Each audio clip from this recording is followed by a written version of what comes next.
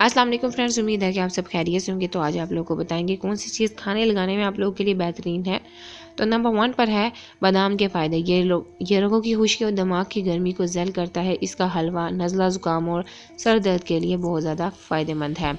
Number 2 पर है पेट के दर्द का। शहद में ज़ीरा पीस कर चाटने से पेट दर्द ठीक हो जाता है। नंबर 3 पपीते के फ़ायदे। पपीते में विटामिन ई मौजूद होता है जो कि जल्द के लिए बहुत अहम है।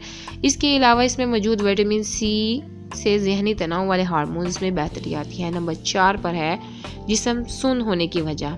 जिस्म सुन्न होने की असल वजह जिस्म में हस कम होना है, जिसकी वजह से खून की नालियों पर दबाव पड़ता है। इसके नतीजे में नर्व तक खून की सप्लाई मुंतकिल हो जाती है और इसके मुतालिक अज़ा सुन्न हो जाते हैं।